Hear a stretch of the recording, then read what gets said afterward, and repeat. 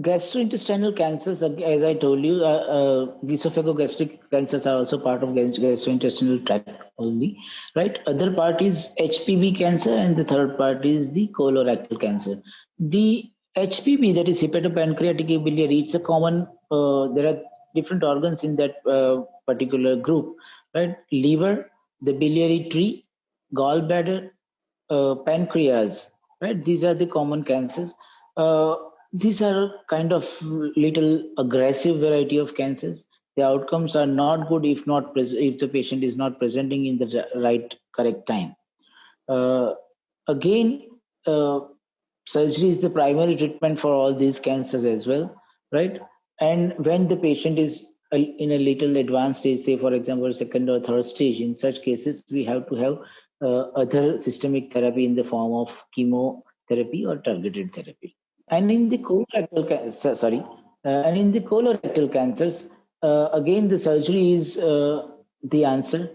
Surgery can be all these gastrointestinal cancers. Primary treatment is surgery. If it is only stage one, then only surgery is required. Otherwise, in stage two and three, usually, I'm just trying to make it generalized because the staging of each and every organ cancer is different. Whenever the pathology is not favoring a good prognosis, in such cases, we give additional therapy like chemotherapy or targeted therapy. Right? In rectal cancers, even radiation is used. Esophageal cancer also radiation is used. Right? In mobile organs, usually we don't give radiation. Say, for example, large intestine of right side, right, where it is a mobile organ where radiation is not the right treatment because of that particular organ.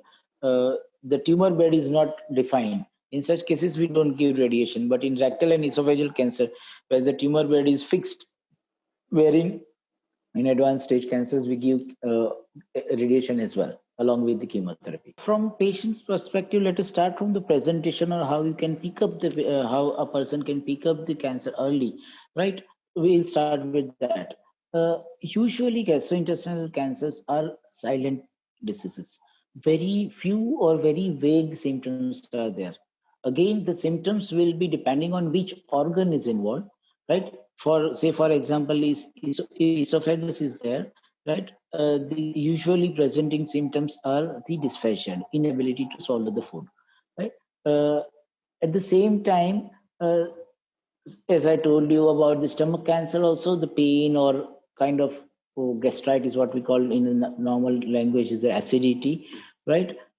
Vomiting or kind of nauseating sensation. Uh, these are the symptoms are different for all the cancers.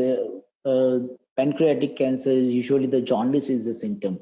So discoloration or the white part of the sclera of the eye, what we known as sclera, right? So yellowish discoloration of sclera or the skin that we call as jaundice. So jaundice is usually the presentation.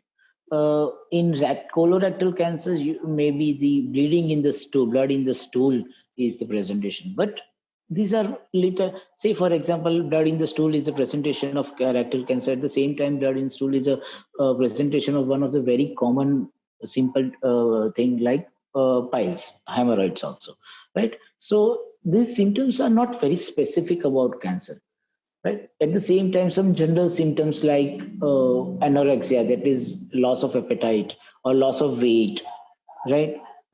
Weakness, general weakness.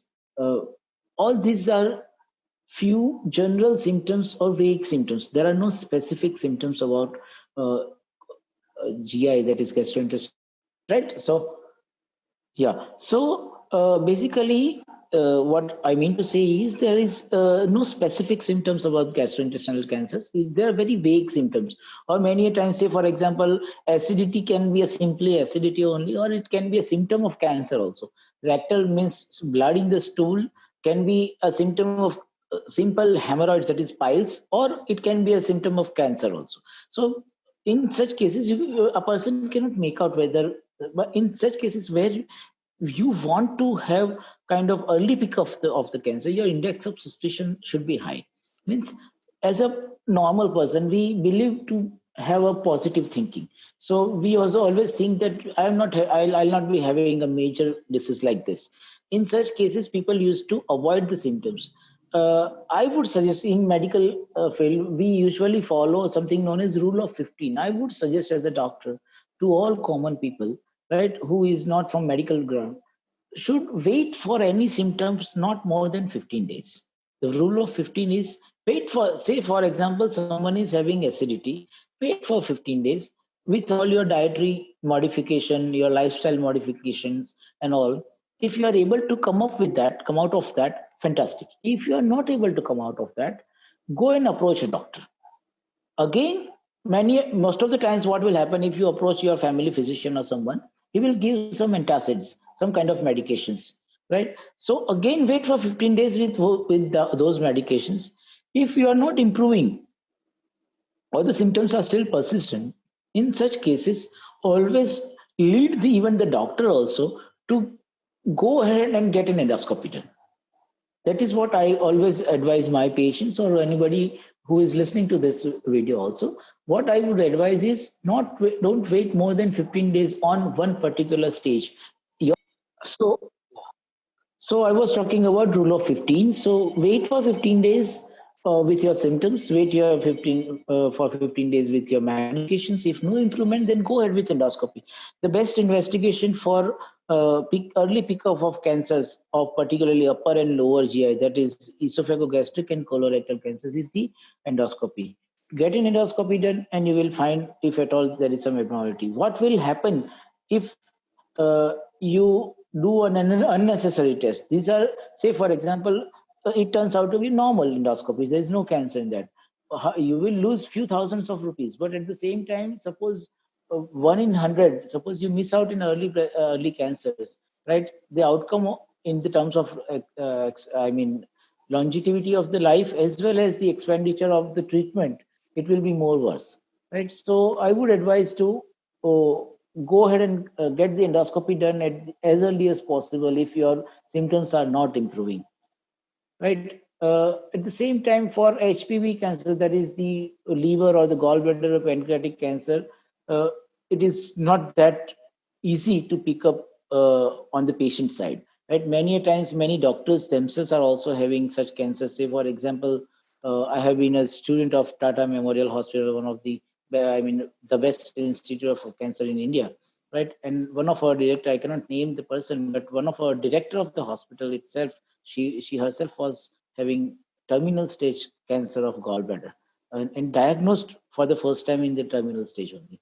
So for a common man, it is not very easy. But nowadays, if everybody is affording, uh, the annual checkups should be done. There are few annual blood tests as well as annual sonography, X-rays, all those. There are almost all major hospitals across the country in major cities are having this kind of cancer screening packages. Go ahead with that and get yourself screened. That should be the ideal thing.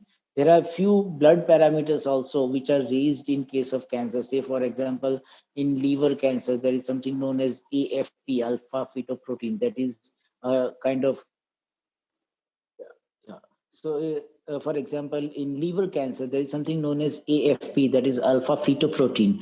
That is a kind of blood parameter. So, it is simple blood test like blood sugar only, right? And you will suppose the that AFP values are high, you will be able to make out there is something wrong with your liver, and the chances of cancer are very high. There is something known as CA19-9, CEA.